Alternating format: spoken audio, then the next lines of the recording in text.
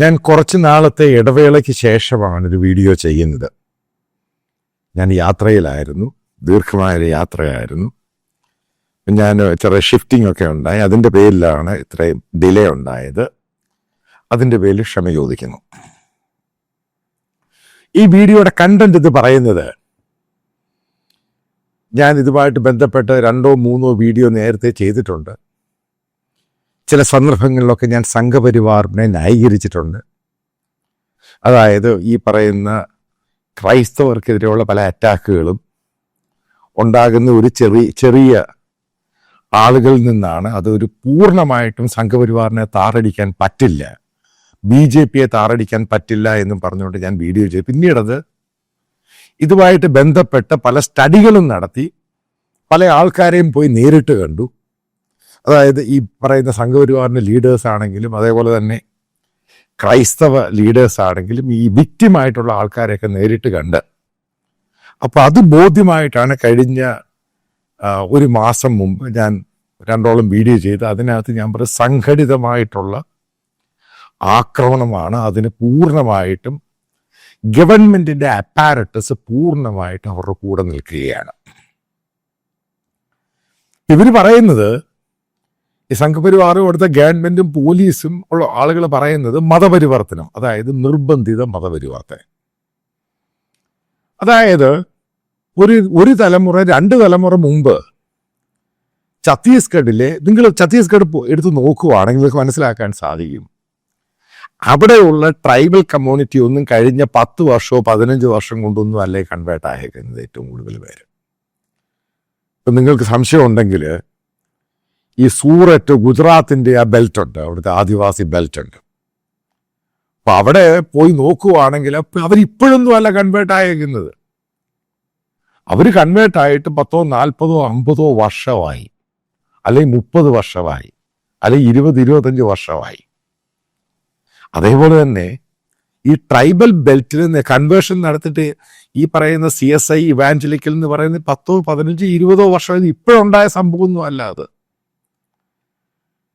അപ്പൊ അതിന് അവിടെ കൺവേർഷൻ എന്ന് പറയുന്നത്, നിങ്ങൾ ഈ പണ്ട് ആളുകൾ പറയുന്നൊരു സംഭവമുണ്ട്, ഇവർ ഈ ആഹാരവും പണവും പാലും കഞ്ഞിയും ഒക്കെ കൊടുത്തിട്ടാണ് കൺവേർഷൻ ഉണ്ടാകുന്നത്. ഞാനൊരു കാര്യം ചോദിക്കട്ടെ, ഈ പണം എവിടുന്നാണ് വരുന്നത്? കഴിഞ്ഞ 11 വർഷമായിട്ട് മോദി ഗവൺമെന്റ് അധികാരത്തിൽ കയറിയ ശേഷം ഈ പറയുന്ന FCRAയിൽ എത്ര എണ്ണം വർക്ക് ചെയ്യുന്നുണ്ട്? വലിയൊരു ശതമാനം ഇവിടെ ദൂരെ കളഞ്ഞു. പിന്നെ ഇവിടുന്ന് ഈ പണം വരുന്നത്? ഇതൊക്കെ വിഡ്ഢിത്തം അടിച്ചുണ്ടാക്കുന്ന പല കപടതകളും കള്ളത്തരങ്ങളുമാണ്. കാരണം ഞാനിതിൽ പോയി ഗ്രൗണ്ടിൽ കണ്ടതാണ്. ഇപ്പോൾ പോയപ്പോഴും ഞാൻ കണ്ടു കൺവേർഷൻ നടക്കുന്നുണ്ട്. ശരിക്കും അതിൻ്റെ കാര്യം ഇവിടുത്തെ ഉന്നത കുലത്തിലുള്ള ഈ ജാതി വ്യവസ്ഥകൾ തന്നെയാണ് അതിൻ്റെ കാര്യം. ഇപ്പൊ ഛത്തീസ്ഗഡോ ജാർഖണ്ഡോ സംഭവങ്ങൾ എടുത്തു നോക്കുകയാണെങ്കിൽ അവിടെ ഏറ്റവും കൂടുതൽ ആൾക്കാർ കൺവേർട്ട് ആയേക്കുന്നത് ഈ ബാക്ക്വേർഡ് ക്ലാസ്സിൽ നിന്ന് ട്രൈബ്സുവാ. അതിന്റെ കാര്യം എന്തുവാ? റീസൺ എന്തുവാ? നമ്മൾ ആദ്യം അത് കണ്ടുപിടിക്കും. ബേസിക്കലി ട്രൈബ്സിന് അവർക്കങ്ങനെ ഈ മതമൊന്നുമില്ല. അവർക്ക് സൂര്യൻ, ചന്ദ്രൻ, പുഴകൾ, ഇതൊക്കെയാണ് പിന്നെ അവരുടേതായിട്ടുള്ള പേഴ്സണലായിട്ടുള്ള ദൈവങ്ങൾ. അല്ലാതെ നിങ്ങൾ പറയുന്ന പോലെ നമ്മുടെ നാട്ടിൽ കാണുന്ന പോലെ ഹൈന്ദവ കമ്മ്യൂണിറ്റിയിലുള്ള സംഭവങ്ങളൊന്നും അല്ല ഈ ട്രൈബ്സിനുള്ളത്. അവർക്ക് ലോക്കൽ ദൈവങ്ങളാണ്. ഇവരെ ഹിന്ദു എന്നും പറയാം, മറ്റുള്ള ജാതി എന്തു വേണമെങ്കിലും പറയാം. പക്ഷെ ഒരു കാര്യം പ്രധാനമായിട്ടും കീ ആയിട്ടുള്ള ഇമ്പോർട്ടൻറ്റ് പോയിന്റ് എന്ന് പറയുന്നത്, ഇതൊക്കെ നക്സൽ ഹിറ്റ് ഏറിയാണ്. ഈ നാരായൺപുരി ഈ 3ഓളം സ്ത്രീകൾ വന്നു അവിടെ പറയുന്ന നാരായൺപൂർ എന്ന് പറയുന്നത് ഛത്തീസ്ഗഡിലെ ഭാഗവും ജഗദൽപൂരി ഭാഗം മുഴുവൻ നക്സൽ ഏറിയാണ്. ഇവർക്കൊക്കെ എഡ്യൂക്കേഷൻ കൊടുക്കാനുണ്ടായ കാര്യം ക്രിസ്ത്യൻ മിഷണറീസാണ്. ഇവർക്ക് എഡ്യൂക്കേഷൻ കൊടുത്ത ക്രിസ്ത്യൻ മിഷണറീസ് എന്താ കിട്ടുന്നത്? അവരെ എഡ്യൂക്കേറ്റ് ചെയ്തെടുപ്പിച്ചു. അപ്പൊ എഡ്യൂക്കേറ്റ് ചെയ്തപ്പോൾ ആദ്യം മനസ്സിലാക്കി കൊടുത്തത് ഇത് ഇടത് കൈ, ഇത് വലത് കൈ. കാരണം അവർ 2 കൈ ഒരേപോലെ യൂസ് ചെയ്യാൻ തുടങ്ങുന്നത്. നിങ്ങൾ ശരിക്കും മനസ്സിലാക്കണം ഇന്ത്യയുടെ ട്രൈബൽ ആണെങ്കിലും ഇന്ത്യയുടെ നോർത്ത് ഇന്ത്യയിലും വെസ്റ്റേൺ ഇന്ത്യയിലും ബാക്ക്വേർഡ് ക്ലാസ്സിനെ പറ്റി. അവർ ജീവിക്കുന്ന അവരെ ഈ പറയുന്ന അവിടെയുള്ള OBC ആണെങ്കിലും മറ്റുള്ള അപ്പർ കാസ്റ്റും താമസിക്കുന്നത് അവരെ താമസിപ്പിക്കത്തില്ല. അവർ വേറെ വളരെ ദൂരെ മാറിയിട്ടാണ് അവർ താമസിക്കുന്നത്. പക്ഷെ അവർ ജോലി ചെയ്താൽ ഇവരിപ്പോൾ അവരുടെ പാടത്തിറങ്ങി ജോലി ചെയ്താൽ മാത്രമേ ഇവർക്ക് ജോലിക്കാരെ കിട്ടത്തുള്ളൂ. അപ്പം അവിടെയുള്ള ഈ ധനികന്മാരും അതേപോലെ ഇഷ്ടം പോലെ അഗ്രികൾച്ചർ, നിങ്ങൾക്കറിയാം അഗ്രികൾച്ചറാണ് അവിടുത്തെ മെയിൻ ആയിട്ടുള്ള സംഭവം. അപ്പം അവിടെ ജോലി ചെയ്യാൻ ഇവർ വേണം. ഇവർക്ക് എഡ്യൂക്കേഷൻ കിട്ടി, അതേപോലെ തന്നെ ഇവർ ഇംഗ്ലീഷ് എഴുതാൻ തുടങ്ങി, അതുപോലെ ഇവർക്ക് ഗവൺമെൻറ് ജോലികളിലും മറ്റുള്ളിടത്തും ജോലി കിട്ടാൻ തുടങ്ങി. ഇപ്പം സ്കിൽ മാനേജ്മെൻറ്റ് അവർക്ക് പലയിടത്തും ജോലി കിട്ടുക, ചെറുപ്പക്കാർക്ക് ജോലി കിട്ടാൻ തുടങ്ങി. ഇവരൊന്നും പഴയ പോലെ ഈ പറയുന്ന ആൾക്ക് ഈ എഡ്യൂക്കേഷനും ഒക്കെ കിട്ടിക്കഴിഞ്ഞപ്പം ഇവിടെ പഴയ പോലെ താങ്ങിപ്പിടിച്ച് യജമാനൻ ഏമാനെന്നും പറഞ്ഞു പോകാതായി. ഇതൊരു കാരണം. ഇവർക്ക് ജോലിക്ക് ആളിനെ കിട്ടാതായി. അതേപോലെ തന്നെ മിഷണറിമാർ ഇവർക്കൊക്കെ ഹെൽത്തുമായി ബന്ധപ്പെട്ട് നിങ്ങൾ ആദ്യം മനസ്സിലാക്കേണ്ടത്, കേരളത്തിലുള്ളത് മനസ്സിലാക്കേണ്ടത്, ഈ നോർത്ത് ഇന്ത്യ പോയി കഴിഞ്ഞാൽ ഈ ബാക്ക്വേർഡ് ക്ലാസ്സും ഈ ട്രൈബ്സും ഒക്കെ താമസിക്കുന്നിടത്ത് പോയി കഴിഞ്ഞാൽ അവിടെ ഈ ഹെൽത്ത് എന്ന് പറയുന്ന ആശുപത്രി എന്നൊക്കെ പറയുന്നത് അവിടുത്തെ ഒരു സ്പെസിഫിക് ആയിട്ടുള്ള എലൈറ്റ് കമ്മ്യൂണിറ്റികൾക്ക് വേണ്ടി മാത്രമാണ്. അതുകൊണ്ടാണ് പല NGOs ഈ നക്സൽ ഏരിയയിലൊക്കെ കയറി വരുന്നത്. കാരണം അവരെ സഹായിക്കാൻ ആരുമില്ല. അപ്പം അങ്ങനെ അവർക്ക് ഹെൽത്ത്, അതിനുവേണ്ടി ജോലിക്കാരായിട്ട് നാരായൺപൂരിൽ നിന്ന് ദുർഗിലോട്ട് ട്രെയിനിൽ ആൾ വരുന്നു. അപ്പൊ ഇവിടുത്തെ ചില BJP ആൾക്കാർ പറയുന്നത് അവർ ടിക്കറ്റ് എടുത്തില്ല. ഇത് ബേസിക്കലി അവിടുത്തെ മാത്രം കാര്യമല്ല. ഈ നോർത്ത് ഇന്ത്യൻസിന് ആൾക്കാർക്കൊന്നും അറിയത്തില്ല വണ്ടിയെ യാത്ര ചെയ്യാൻ ടിക്കറ്റ് വേണോ വേണ്ട എന്നൊന്നും. ആരെങ്കിലും ചോദിക്കുക, അവർ ടിക്കറ്റിന്റെ പൈസ കൊടുക്കും. ഇപ്പൊ ടിക്കറ്റ് എടുക്കണമെന്ന് നിന്നാലും അവർക്ക് ഇതിനെപ്പറ്റി ഒന്നുമില്ല, ധാരണയൊന്നുമില്ല. ഇത് ആദ്യം മനസ്സിലാക്കണം. ഇന്ത്യൻ ട്രൈബ്സിനെ ആണെങ്കിലും ബാക്ക്വേർഡ് ക്ലാസ്സിനെ അത് ബേസിക് മനസ്സിലാക്കണം. ഇത് ഞാൻ വേറെ കാര്യം പറയാം. ഈ കാത്തലിക് സഭ, പക്ഷെ ഇവാഞ്ചലിക്കൽ സഭയും ഭയങ്കര വ്യത്യാസമുണ്ട്. കാത്തലിക് സഭ അവരുടെ മിഷൻ പ്രവർത്തനം ഇന്ത്യ എല്ലായിടത്തും നടത്തുന്നുണ്ട്. ഈ ട്രൈബൽ ഏരിയ ആണെങ്കിലും പലയിടത്തും ഭയങ്കരമായിട്ട് പെനട്രേറ്റ് ചെയ്ത് പോയിട്ടുണ്ട്. അവിടെയൊന്നും ഈ സംഘപരിവാറിൻ്റെയോ അതേപോലെ ബാക്ക്വേർഡ് ക്ലാസ്സിനെയോ ട്രൈബ്സിനെയോ ഒക്കെ റീഹാബിലിറ്റേറ്റ് ചെയ്യുന്ന അവരുടെ സംഘടനകളൊന്നും എത്താൻ പറ്റുന്നില്ല. കാരണം അവർ ജാതിപരമായിട്ടൊന്നും ഇവരെ അക്സെപ്റ്റ് ചെയ്യാൻ തയ്യാറല്ല. അതാണ് ഈ ബേസ് ഇഷ്യൂ എന്ന് പറയുന്നത്. ഇവരെല്ലാം ഉന്നത ജാതിക്കാര്. എന്തു പറഞ്ഞു കഴിഞ്ഞാൽ ഈ മനുസ്മൃതിയെ പിടിച്ചോണ്ടിരിക്കുന്ന കക്ഷികളാണ് ഇവരൊക്കെ. അപ്പൊ അവർക്കല്ല എല്ലാ സമയത്തും ഇവരെ അടിമകളായിട്ട് വേണം. എന്താണ് അമേരിക്കൻ സിവിൽ വാറിന്റെ ഇഷ്യൂ, അതേപോലെ ഇഷ്യൂ ഇന്ത്യയിലുണ്ട്. അത് തന്നെയല്ലേ RSS പല ആവർത്തി പറഞ്ഞത്. ഇതെല്ലാം മാറ്റിയെടുത്തിട്ട് ഈ പറയുന്ന ബാക്ക്വേർഡ് ക്ലാസ്സിനെയും ട്രൈബ്സിനെ അക്സെപ്റ്റ് ചെയ്യാൻ തയ്യാറാകണം. എത്രയോ പ്രാവശ്യം RSS ഇത് പറഞ്ഞുകൊണ്ടിരിക്കുക. പക്ഷെ അവരുടെ അകത്തുള്ള ആൾക്കാർ പോലും ഇത് അക്സെപ്റ്റ് ചെയ്യാൻ തയ്യാറല്ല. നമ്മുടെ ഇന്ത്യൻ പ്രധാനമന്ത്രി വാരണാസിയിൽ സ്വച്ഛ് ഭാരത് അതിൻ്റെ ഭാഗമായിട്ട് നിങ്ങൾക്ക് ഓർമ്മയുണ്ടായിരിക്കും, ചില ദളിത് അവിടെ ക്ലീനിങ് ഒക്കെ ചെയ്യുന്നവരുടെ കാല് കഴുകി. ഇത് വലിയ പ്രശ്നമാണ് ഇന്ത്യയിൽ, വലിയ പ്രശ്നമാണ് ഇന്ത്യയിൽ. ദളിത്തിന്റെ കാല് കഴുകി. കാരണം ആ മെന്റാലിറ്റി സംഭവമാണ് ഇന്ത്യയിലുള്ള. അത് വളരെ വളരെ നാൾ കഴിഞ്ഞേ ഇത് മാറത്തുള്ളൂ. ഈ പറയുന്ന ബജരാംഗ് ഇവരുടെ ഒന്നും ഡിമാൻഡ് ഇതൊന്നും അല്ല. അവർക്ക് ജോലി ചെയ്യാൻ ആളിനെ കിട്ടുന്നില്ല. ഈ അവരെ എഴുതാനും ഇംഗ്ലീഷ് വായിക്കാനും ഒക്കെ പഠിപ്പിച്ചു. അതുകൊണ്ട് അവർക്ക് ജോലിക്ക് ആൾക്കാരെ കിട്ടുന്നില്ല. അതിൻ്റെ പേരിലാണ് ഈ കന്യാസ്ത്രീകളെയും ലോഹയിട്ട അച്ഛന്മാരെയൊക്കെ ആക്രമിക്കുന്നത്. അവർ പറയുന്നത്, ഗവൺമെന്റിന്റെ ചില ആൾക്കാർ പറയുന്നത് എന്തുവാ, ലോഹയിട്ടും ഇതേപോലെ വസ്ത്രങ്ങളിടാതെ നോർമലായിട്ട് നടന്നു കഴിഞ്ഞാൽ ആക്രമിക്കത്തില്ല. ഇന്ത്യ എന്ന് പറഞ്ഞൊരു രാജ്യത്ത് ഇത്രമാത്രം വികൃതമായിട്ട് ചിത്രീകരിക്കുകയാണ്. ആലോചിച്ച് നോക്കുക ഈ രാജ്യം എങ്ങോട്ടാ പോകുന്നത്. അതായത് നമ്മളിത് ചിന്തിക്കേണ്ട സമയം കഴിഞ്ഞിരിക്കുന്നു. ഒരു കാര്യം ഞാൻ മനസ്സിലാക്കാം, ഈ നോർത്ത് ഇന്ത്യയിലാണെങ്കിലും റൂറൽ ഇന്ത്യയിലാണെങ്കിലും ഒക്കെ എഡ്യൂക്കേഷൻ കൊണ്ടുവന്നവൻ ആരോഗ്യം കൊടുത്തത് ക്രൈസ്തവ മിഷണറീസിന്റെ പങ്ക് ആരും തള്ളിക്കളയാൻ പറ്റത്തില്ല. അവർക്കൊക്കെ വിദ്യാഭ്യാസവും ഇംഗ്ലീഷ് എഡ്യൂക്കേഷനൊക്കെ കിട്ടി. ഇന്ത്യൻ പാർലമെന്റിൽ ഇരിക്കുന്ന 65 മുതൽ 70% ആൾക്കാരും ക്രിസ്ത്യൻ സ്കൂളുകളിലാണ് പഠിച്ചിരിക്കുന്നത്. പക്ഷേ ഇവിടുത്തെ ബാക്ക്വേർഡ് ക്ലാസ് അത് പഠിക്കാൻ പാടില്ല. അവർ ഇംഗ്ലീഷ് പഠിക്കാൻ പാടില്ല, അവർ ജോലിക്ക് പോകാൻ പാടില്ല, അവർ എഡ്യൂക്കേറ്റ് ചെയ്യാൻ പാടില്ല, അവർക്കൊരു സഹായം കൊടുക്കരുത്. ഇതാണ് സംഭവം. അതായത് നിങ്ങളവർക്ക് ആഹാരം കൊടുത്തു, പക്ഷെ അവനെ പഠിപ്പിക്കരുത്. മീൻ, ബേസിക്കലി ഒരു ചൈനീസ് പഴമൊഴിയുണ്ട്, അതായത് മീൻ കൊടുക്കരുത്, മീൻ പിടിക്കാൻ പഠിപ്പിക്കണം. അതാണ് ബേസിക്കലി ഈ മിഷണറിമാർ ചെയ്യുന്നത്. അവന് ജോലി പഠിപ്പിച്ചു കൊടുക്കും, അവന് എഡ്യൂക്കേഷൻ കൊടുക്കും, അവന് ഹെൽത്തിൻ്റെ കാര്യം ചെയ്തു കൊടുക്കും.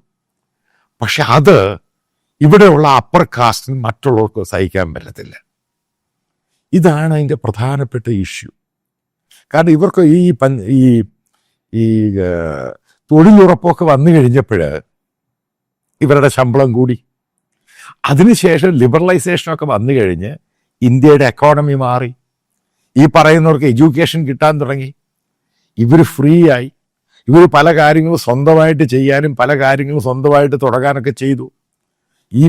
ഞാൻ ഈ പറയുന്ന ട്രൈബൽ ഏരിയയിലൊക്കെ പോയിട്ടുണ്ട്.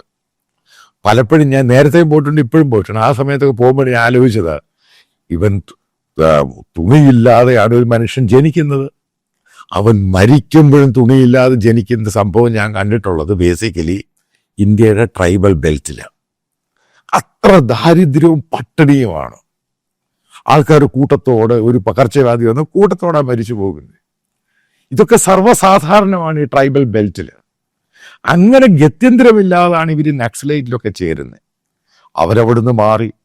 ഈ നക്സലൈറ്റ് എന്ന് പറയുന്ന ഇഷ്യൂ പോലും ശരിക്കും അതിനെ സോർട്ട് ഔട്ട് ചെയ്ത് അവരെ ബിലീഫ്സിലോട്ട് കൊണ്ടുവന്ന് നക്സലിസം മാറ്റിയത് ഈ പറയുന്ന മിഷണറിമാരുടെ പങ്ക് വലിയ പങ്കാണ് അവർ വഹിച്ചത്. അവർക്ക് എന്തിനെ കണ്ടിട്ടാണ് ചെയ്ത്. അപ്പോൾ ഇന്ത്യയുടെ ഭരണഘടനയ്ക്ക് എതിരായിട്ട് പ്രവർത്തിക്കുന്നൊരു വലിയ വിഭാഗം ഈ മോദി ഭരണത്തിനകത്ത് പല ഭാഗത്തും, പ്രത്യേകിച്ച് നോർത്ത് ഇന്ത്യയിലും വെസ്റ്റേൺ ഇന്ത്യയിലും ഭയങ്കരമായിട്ടുണ്ടായി. അതുകൊണ്ടാണ് കാത്തലിക്സ് പള്ളികളും, ഈ കാത്തലിക്സ് പള്ളിയൊക്കെ ഇവർ ധാരണ, പുരുഷനെ അറ്റാക്ക് ചെയ്യുക, കന്യാസ്ത്രീകളുടെ വസ്ത്രം കണ്ട് അവരെ അറ്റാക്ക് ചെയ്യുക. അത് ജാർഖണ്ഡിലുണ്ടായില്ലേ, ഒറീസയിലുണ്ടായില്ലേ, പലയിടത്തും ഉണ്ടാകുന്നുണ്ട്. പിന്നെ ഞാൻ ഇതിൻ്റെ അകത്ത് കൺക്ലൂഡ് ചെയ്യുന്നൊരു പാർട്ട്, ഇപ്പം ഞാൻ ഈ ക്രിസ്ത്യൻ ഇതിനെപ്പറ്റിയും കൺവേർഷനാണെങ്കിലും മതത്തെ പറ്റിയൊക്കെ ഇന്ത്യയെ പറ്റി കുറച്ച് ഡീപ്പായിട്ട് പഠിച്ച ഒരാളാണ്. ഏറ്റവും കൂടുതൽ ഈ നമ്മൾ നോക്കുവാണെങ്കിൽ കഴിഞ്ഞ 30 വർഷം കൊണ്ട് ഏറ്റവും കൂടുതൽ റെസിസ്റ്റൻസ് ഉണ്ടായ സ്ഥലമാണ് പഞ്ചാബ്. പഞ്ചാബ് മാറിയില്ലേ? പഞ്ചാബിലൂടെ പോയി അവിടുത്തെ ദളിതായിട്ടുള്ള സിഖുകാരും മറ്റുള്ളവരോടെ പോയി, അവർ കൺവേർട്ടായി പോയി. അവിടെ ഏറ്റവും വലിയ വയലൻറ്റും മിലിറ്റൻസിയും ഒക്കെ ഉണ്ടായിരുന്ന ഈ പറയുന്ന Jatt Sikhs, upper cast Sikhs, അവരെ കൊണ്ട് വല്ലതും ചെയ്യാൻ പറ്റിയോ?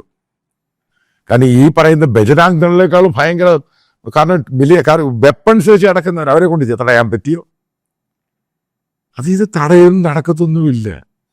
നിങ്ങളുടെ കമ്മ്യൂണിറ്റിക്കകത്ത്, ഹിന്ദു കമ്മ്യൂണിറ്റിക്കകത്ത് കാതലായ മാറ്റം ഉണ്ടായില്ലെങ്കിൽ ഇത് ഒഴുകിപ്പോകും. ഞാൻ കൃത്യമായിട്ടങ്ങ് പറയാം, വരാൻ പോകുന്ന 10-25 വർഷം കഴിയുമ്പോൾ ഈ പറയുന്ന തമിഴ്നാടിൻ്റെ പല ഭാഗത്ത് നിങ്ങൾ പോയാൽ കാണാൻ സാധിക്കും. അവിടെ എവിടെ പോയി ദളിറ്റ്സ്? ഞാൻ ഈ പറയുന്ന ക്രിപ്റ്റോ ക്രിസ്ത്യൻസ് എന്നൊരു വാക്ക് ഞാൻ ഉപയോഗിച്ചിരുന്നു നേരത്തെ. അവർ പേരൊന്നും മാറ്റില്ല, പക്ഷെ ബിലീഫ്സ് ക്രിസ്ത്യൻസ് ആണ്. ഇന്ത്യയുടെ പല പൊസിഷനിലിരിക്കുന്ന പല ആൾക്കാരും ക്രിപ്റ്റോ ക്രിസ്ത്യൻസ് ആണ്. അതായത് പല അഡ്മിനിസ്ട്രേറ്റീവ് ഓഫീസേഴ്സും ബ്യൂറോക്രാറ്റ്സും ജഡ്ജസും ഒക്കെ. ഇതെല്ലാവർക്കും അറിയാവുന്ന സത്യമാണ്. പക്ഷെ തെരുവിലൊക്കെ ഇറങ്ങി അറ്റാക്ക് ചെയ്യുമ്പോൾ ആലോചിക്കേണ്ടത് ഇന്ത്യയുടെ ഒരു ഭയങ്കര ഇമേജ് വല്ലാതെ അങ്ങ് പോകും. അതിനകത്തൊരു ഉദാഹരണം ഞാൻ പറയാം. ആസ് എ ജേർണലിസ്റ്റ് ഞാൻ ഏറ്റവും കൂടുതൽ കവർ ചെയ്ത ടോപ്പിക്കാണ് ബീഫുമായി ബന്ധപ്പെട്ട് മുസ്ലിങ്ങളെ അറ്റാക്ക് ചെയ്യുന്നത്. ഉറപ്പായിട്ടും ബീഫ് എന്ന് പറയുന്നത് നിങ്ങൾ ഉദ്ദേശിക്കുന്ന പശുവും ഈ കാളയൊന്നുമല്ല, അതായത് പോത്ത്. ഇതവർ ഇത് കഴിക്കാറുണ്ട്.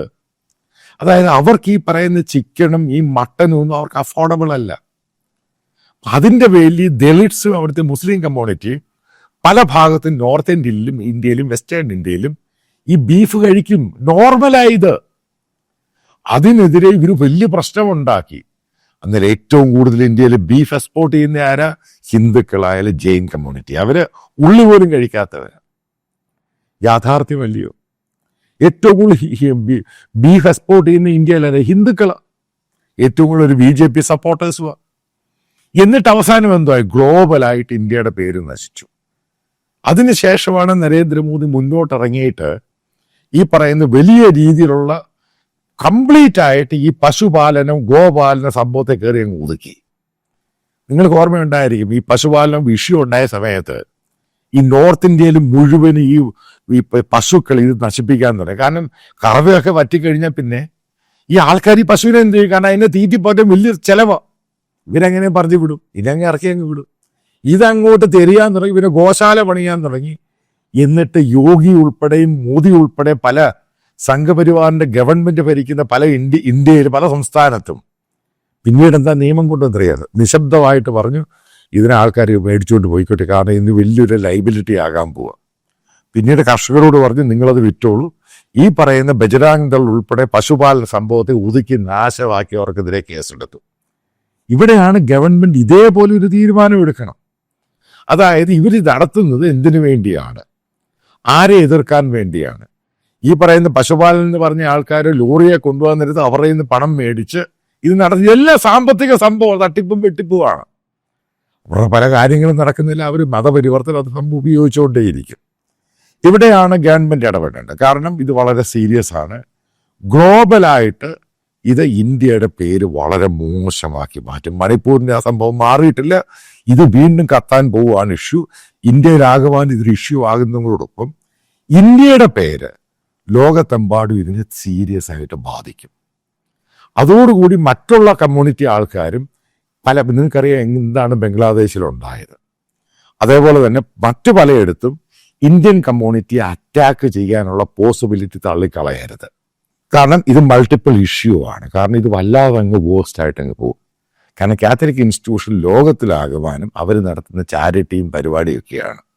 ഇതേ രീതിയിലുള്ള അറ്റാക്കും പ്രശ്നങ്ങളൊക്കെ ഉണ്ടാവുകയാണെങ്കിൽ ഇതുമായി ബന്ധപ്പെട്ട് ലോകത്ത് പല രാജ്യങ്ങളും ഇന്ത്യക്കെതിരെ പബ്ലിക് പ്ലാറ്റ്ഫോമിൽ വലിയ രീതിയിലുള്ള വിമർശനത്തിനും ഇടയാകും. ഇതാണ് നമ്മൾ മനസ്സിലാക്കേണ്ടത്. അതേപോലെ തന്നെ ഈ പറയുന്ന മതപരിവർത്തനം, നിർബന്ധിത മതപരിവർത്തനം, പണം കൊടുത്തുള്ള ഇതൊക്കെ ഉണ്ടാക്കിയെടുക്കുന്ന കഥകളും നരേറ്റീവ്സും മാത്രമാണ്. ഇതിനെതിരെ നമ്മൾ ബോധവാന്മാരായിട്ടിരിക്കണം.